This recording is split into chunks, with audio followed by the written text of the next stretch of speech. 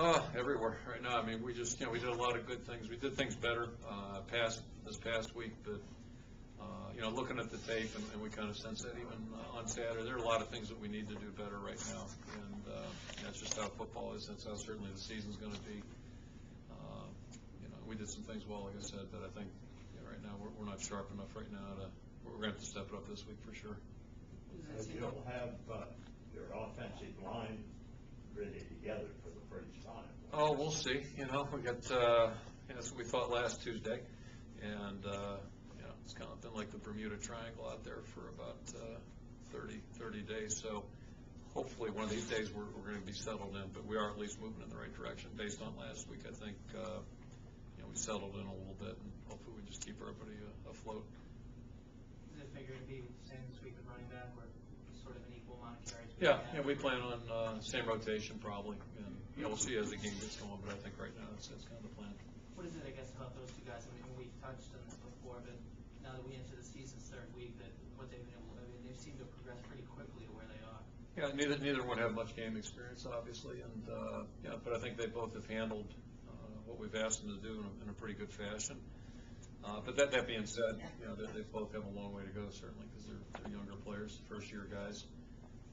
But they've performed well so far, and we're hoping to see them improve. And that's a good thing about young players too, is that they tend to improve a little bit more dramatically maybe than older guys. They also tend to have a miscue or two along the way too, so we'll have to be prepared for that. With younger running backs, are you more worried about what they do in pass protection as opposed to just hitting the hole? Yeah, the two things you worry about are pass protection and ball security. I'll go back to 2004. Sam Brownlee's statistics weren't impressive, but he was on top of his assignments at all times, and he also did a great job, protecting the football. And those two things can get you in trouble real quickly. If you blow a pass protection, that opens the door for a turnover, and then obviously if you're handling the ball, you got to do a great job with the ball security part of it. But you look around the country, and I think I was flipping around last Thursday night, the Clemson game. I think they had a true freshman playing. So I've been running back.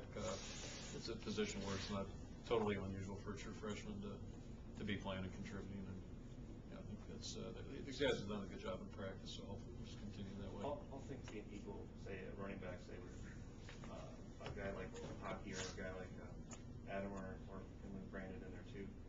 All things being equal, will you generally go with the guy? And then you kind of talked about this Saturday. You generally go with the guy who's given you a novel in practice of consistency over a freshman who may have flashed here and there in practice. Yeah, I mean, you base everything off of what you see in practice going into the season, and spring practice is part of that. And then once the games start playing, it's like any position, though. What happens on the game field is the most important thing at that point. But usually it's a reflection of what you see in practice too. And the great unknown in Brendan's case last week was that we just hadn't seen him on the field, and I think he elevated his play on the game field, which is always a good thing too. You like to see that with any player, and so it was a good start for him, really good start. And he didn't look timid at all out there, which was nice to see.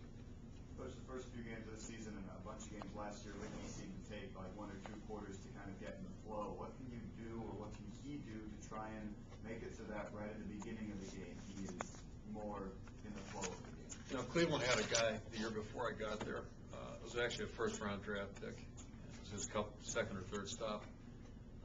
They told me the line coach that I ended up replacing would take him out and basically go through like a half-hour workout with the guy. The guy had an anxiety deal, and so he would literally work out for a half hour on the field, come in, and then go through pregame like everybody else did and all that.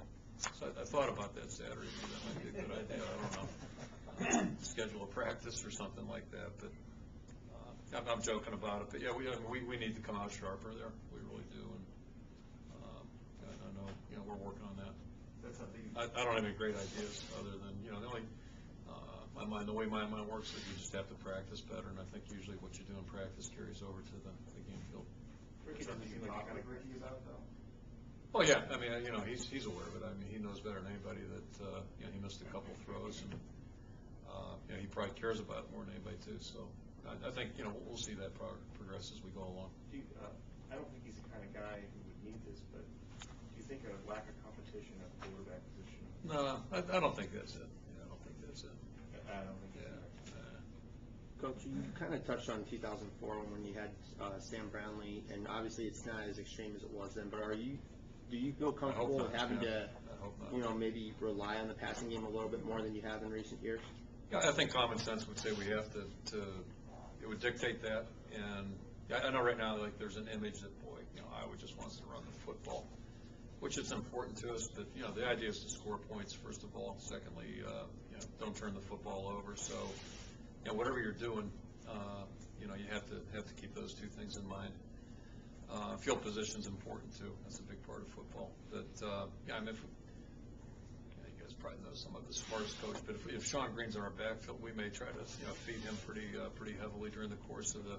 It was no different with Ronnie Harmon back in the '80s. When we had Ronnie playing, we found different ways to get him the ball, but we wanted him to touch the ball a lot. And, Sean's not back now; he's gone, and so we have to find other ways to move the football. So I think probably at the end of the year, we'll say we were a little bit more balanced than a year ago, or maybe a little heavier in pass percentage. We'll see how it goes. I think we got guys that are capable in the backfield, and I'm hopeful that our passing game would be better than it was last year, more efficient and more effective. But we still have work to do. There's no question about that right now.